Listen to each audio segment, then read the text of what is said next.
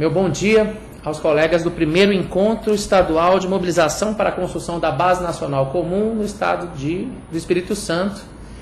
Eu sou Ítalo Dutra, diretor de Currículos e Educação Integral. Estou aqui para fazer uma saudação para vocês que estão nesse primeiro encontro. É importante, enfim, né? Primeiro eu quero me desculpar em função da quantidade de agendas que a gente tem recebido. Eu, infelizmente, não pude estar presencialmente com vocês aí, mas eu tenho certeza que a equipe que tem trabalhado conosco, principalmente o João Paulo, da Secretaria de Estado da Educação, tem sido...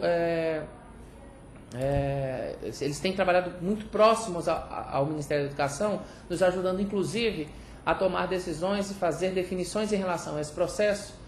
de discussão de um documento importante como a Base Nacional Comum Curricular. Então, a primeira coisa que eu quero dizer para vocês é que a gente sabe que, enfim, estamos nesse momento numa transição de ministros e entendendo essa dificuldade desse momento, que é um momento de transição, de instabilidade institucional, a discussão da Base Nacional Comum Curricular, ela ganha vida e vai ganhar vida a partir do trabalho que vocês vão fazer em cada estado. Então, o Estado do Espírito Santo certamente vai conseguir mobilizar uma grande quantidade de pessoas e a nossa intenção aqui é saudá-los e chamá-los para essa discussão. Então, uma questão importante é a compreensão da relevância desse processo histórico de construção de uma Base Nacional Comum Curricular, né? A gente sabe que, pensando em uma política curricular para o Brasil, a gente tem diversos documentos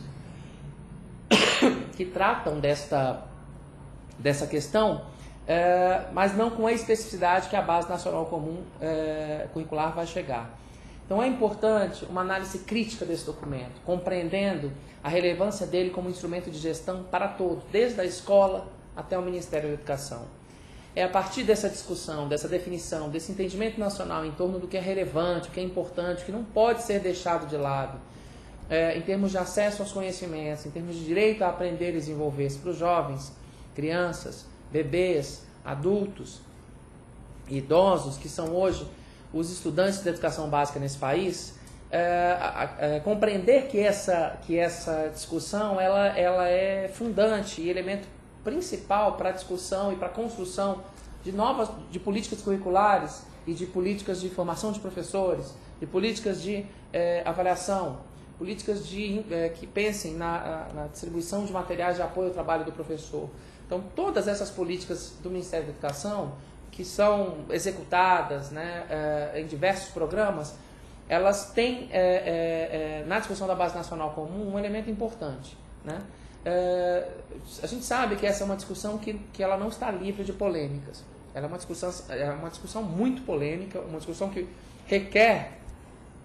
também um conhecimento que não é de qualquer pessoa. A gente quer que essa discussão, porque o formato de organização de uma Base Nacional Comum, ela trata e toca especificamente no trabalho de cada professor de matemática, de língua portuguesa, de história, de geografia, de língua inglesa, de sociologia e filosofia no ensino médio, de arte e suas diversas linguagens. Então, toda essa discussão em torno da Base Nacional Comum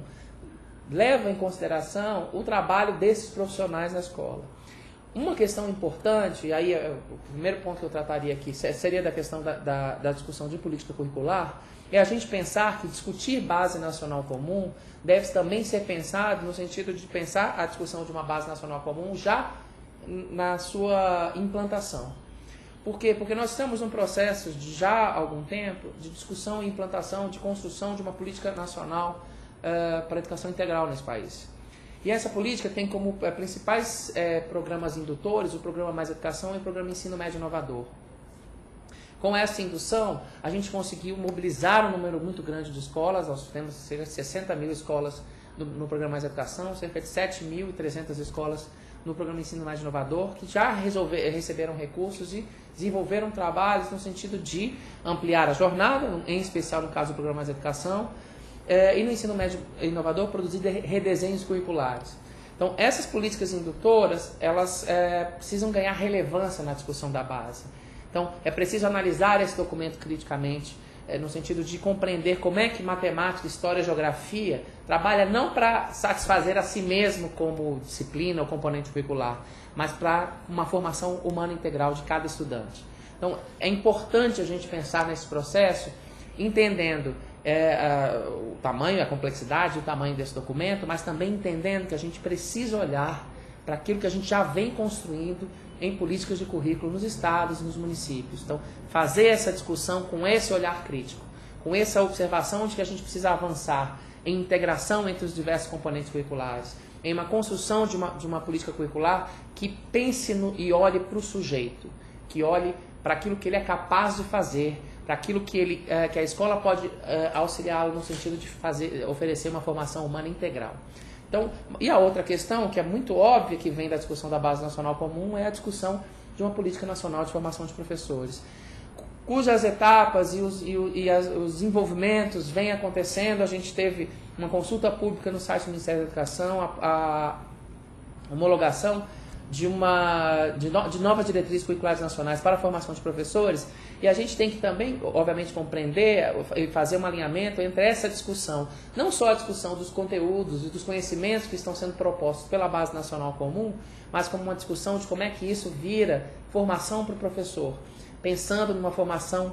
com um olhar para a integração, uma formação com um olhar para o sujeito da escola, uma formação para a garantia do direito a aprender e desenvolver-se. Então, essas são apenas algumas questões que essa discussão da Base Nacional Comum traz para nós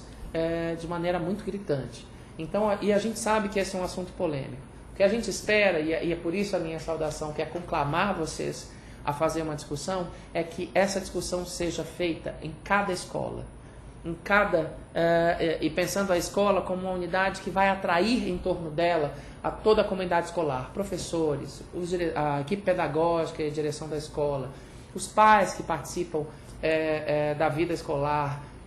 os conselhos municipais de educação, o conselho estadual de educação, fórum de educação de cada estado, como um importante articulador de políticas de educação no estado,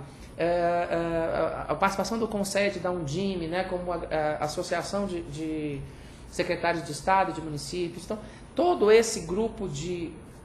interesse, sindicatos de professores, sindicatos de profissionais da educação, esses grupos eles precisam se articular e de fato olhar para esse documento e analisá-lo criticamente, né? O que a gente está colocando à disposição da população é um esforço de um trabalho de um grupo de especialistas,